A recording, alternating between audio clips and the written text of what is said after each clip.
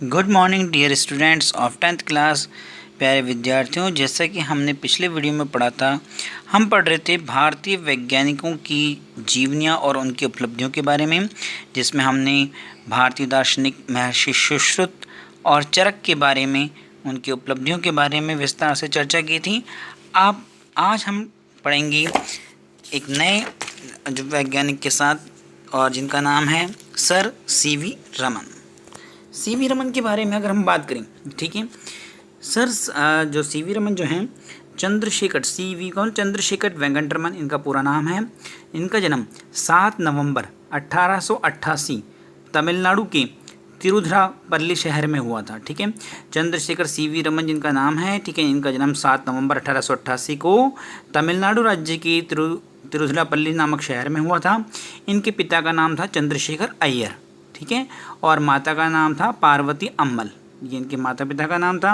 इनके पिता विशाखापट्टनम के वोल्टेयर कॉलेज में भौतिक शास्त्र के प्राध्यापक थे। ठीक है, इनके जो पिता थे वो विशाखापट्टनम नामक स्थान जो है, ठीक है, वहाँ पर वोल्टेयर कॉलेज है, उस वोल्टेयर कॉलेज में फिजिक्स के प्रोफेसर थे, प्राध्यापक थे। ठीक है, रमन ने वोल्टेयर कॉलेज से इंटर परीक्षा प्रथम श्रेणी में उत्तीर्ण की। इन्होंने इसी कॉलेज से, अगर हम देखें, इंटर जो है, अगर हम देखें परीक्षा जो है प्रथम श्रेणी से उत्तीर्ण की। 1907 में 19 वर्ष की आयु में भौतिक विज्ञान में एमएससी परीक्षा उत्तीर्ण की। ठीक है, देखो भौतिक शास्त्र के इनके पिता भी भौतिक शास्त्र से, और इन्होंने भी भौतिक शास्त्र फिजिक्स में ही इन्होंने एमएससी की परीक्षा उत्तीर्ण की 19 वर्ष की आयु में। 19 वर्ष की आयु में अर्थ विभाग की प्रतियोगिता परीक्षा दी। ठीक है, भू विभाग अर्थ विभाग की जो प्रतियोगिता परीक्षा थी वो इन्होंने दी। भौतिक विज्ञान के छात्र होते हुए भी प्रतियोगिता परीक्षा, जिसमें कि साहित्य, इतिहास, संस्कृत, राजनीति शास्त्र जैसे विषय थे, उनमें चयनित हुए। देखो ये अगर देखें साइंस के स्टूडेंट थे, भौतिक विज्ञान के, फिजिक्स के, और उस परीक्षा में जो प्रश्न पूछे गए थे वो संस्कृत, इतिहास, साहित्य, राजनीति शास्त्र जैसे क्वेश्चन पूछे गए थे, तो फिर भी इन्होंने बड़ी आसानी से उस परीक्षा में चयन हासिल किया। भारत सरकार द्वारा अर्थ विभाग के उप महालेखापाल पद पर नियुक्त हुए। और अगर हम देखें, ये जो है सेंट्रल गवर्नमेंट द्वारा जो अर्थ विभाग जो है, जो सेंट्रल गवर्नमेंट के अंडर में आता है भारत सरकार के, उस भारत सरकार के अर्थ विभाग में उप महालेखापाल पद पर ये नियुक्त हुए। ठीक है, मतलब इनकी गवर्नमेंट जॉब लगी। ठीक है, रमन ने वीणा, मृदंग, तानपुरा आदि भारतीय वाद्य यंत्रों तथा वायलिन, पियानो आदि विदेशी यंत्रों के ध्वनिक गुणों की खोज कर भौतिक सिद्धांत प्रतिपादित किए।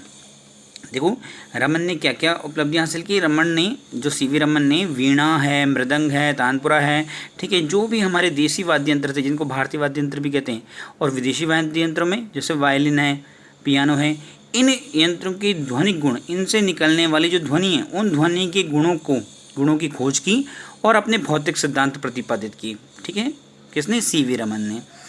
आगे कहते हैं, देखो, राजकीय सेवा में रहते हुए विज्ञान हेतु पर्याप्त समय न मिल पाने के कारण 1917 में रमन ने डाकतार विभाग के महालेखापाल पद से त्याग पत्र दे दिया। अब अगर देखो कर रहे थे ये गवर्नमेंट जॉब, अब गवर्नमेंट जॉब में अगर देखें सुबह 9 से 5 तक तो ऑफिस में रहना पड़ता। ठीक है, तो इनको फिर जो है, अगर हम देखें, अपनी खोज के लिए समय नहीं दे पा रहे थे, तो इन्होंने क्या करा, उस महालेखापाल पद से क्या दे दिया, त्याग पत्र दे दिया। ठीक है, फिर भी कलकत्ता विश्वविद्यालय में भौतिक विज्ञान के प्रोफेसर बन गए, और त्याग पत्र देने के बाद अगर हम देखें, ये जो कलकत्ता आ गए, और कलकत्ता यूनिवर्सिटी में अगर हम देखें फिजिक्स के प्रोफेसर बन गए।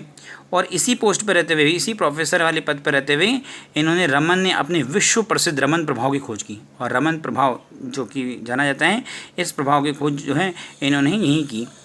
इन्होंने 1928 में इस रमन प्रभाव को पूर्ण किया। रमन प्रभाव की खोज पर 1930 में उन्हें नोबेल पुरस्कार से सम्मानित किया गया।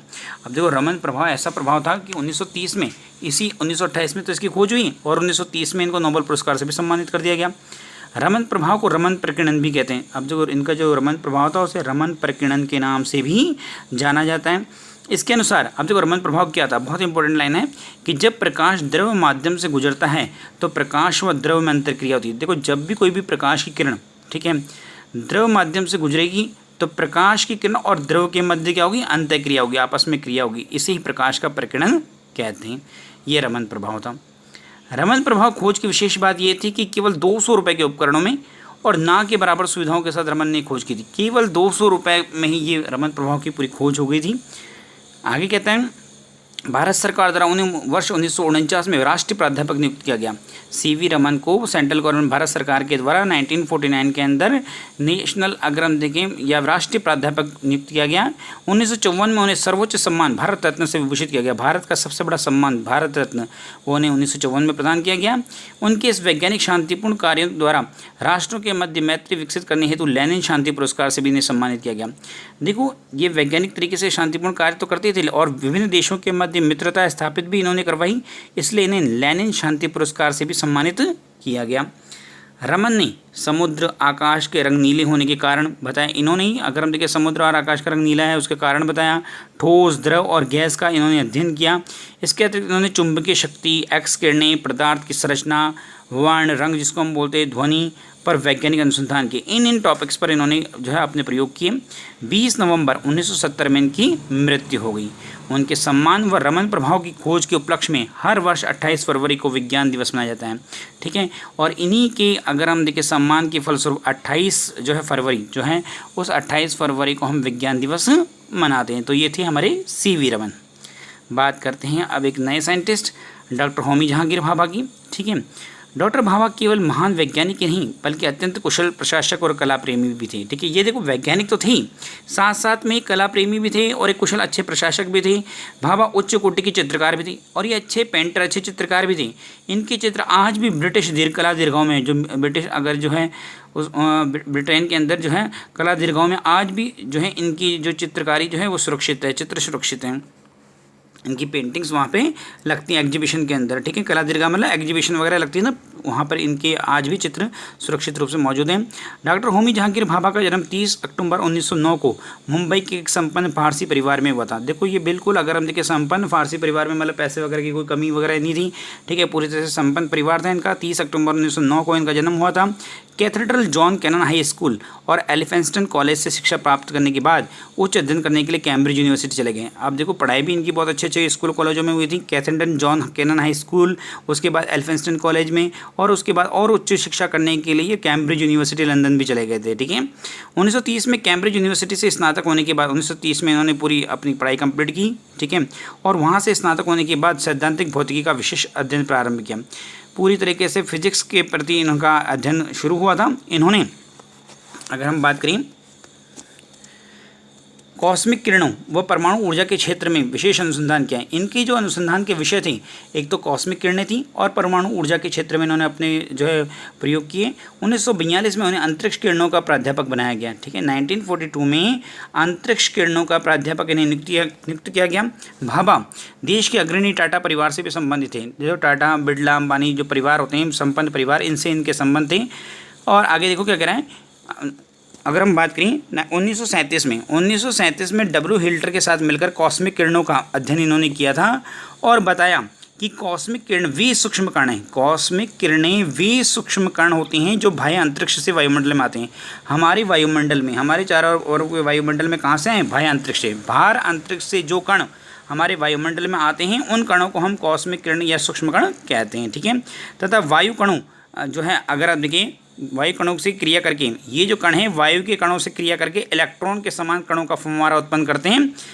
भाभा ने इन नाभिकीय कणों को खोजा। बाद में इन्हें अगर हम देखें सौन कणों के रूप में जाना गया। ठीक है, बाद में इन कॉस्मिक कणों को क्या कहा गया? सौन कण कहा गया। ठीक है, देखो आगे क्या कहता है कि सन 1945 में Tata institute of fundamental research, TIFR short में बोलते हैं, टी का वाला टाटा, आई का वाला इंस्टीट्यूट ऑफ फंडामेंटल रिसर्च की स्थापना हुई।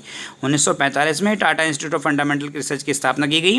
इसके स्वतंत्र होने के पश्चात अगर हम बात करें देश के स्वतंत्र होने के पश्चात 1948 में परमाणु शक्ति आयोग की स्थापना की गई तथा भाभा इसके अध्यक्ष बने। जब भारत आज़ाद हुआ तो परमाणु शक्ति आयोग बना 1948 में और डॉक्टर भाभा को इस परमाणु शक्ति आयोग का अध्यक्ष बनाया गया।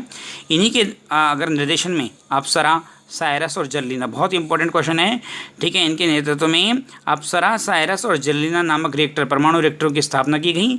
1963 में देश के पहले परमाणु बिजली घर का निर्माण भी अगर हम देखिए तारापुरा में शुरू हुआ। ठीक है, और अगर हम देखिए हमारे देश का पहला परमाणु बिजली घर जो बना था वो तारापुरा महाराष्ट्र में बना था 1963 में। ठीक है, भारत के परमाणु विज्ञान में योगदान देने के लिए इन्हें भारतीय परमाणु विज्ञान का पिता भी कहा जाता है, फादर ऑफ न्यूक्लियर अगर हम देखें साइंस भी इनको कहा जाता है। सितंबर 1956 में अगर हम बात करें, सितंबर 1956 में आणविक एजेंसी की स्थापना के लिए न्यूयॉर्क में 81 राष्ट्रों का सम्मेलन हुआ। अब देखो सभी राष्ट्रों ने 81 राष्ट्रों ने मिलकर के आणविक एजेंसी की स्थापना करने के लिए सम्मेलन किया और वहीं सर्वसम्मति से अगर इस सम्मेलन का जो अध्यक्ष बनाया गया वो डॉक्टर भाभा को बनाया गया। 24 जनवरी 1966 को हवाई दुर्घटना में इनकी मृत्यु हो गई। लेकिन अगर हम देखें 24 जनवरी 1966 में एक अगर हम देखें प्लेन क्रैश में इनकी डेथ हो गई। 1967 में परमाणु शक्ति संस्थान ट्रॉम्बे का नाम बदलकर इनके समर्पित कार्य के सम्मान व श्रद्धांजलि के स्वरूप भाभा परमाणु अनुसंधान केंद्र BARC Bhabha atomic research centre इसका नाम रख दिया गया। ठीक है, तो बच्चों आज हमने पढ़े दो वैज्ञानिक, सबसे पहले वैज्ञानिक CV रमन और दूसरे वैज्ञानिक डॉक्टर होमी जहांगीर भाभा। तो आज के लिए इतना ही, धन्यवाद।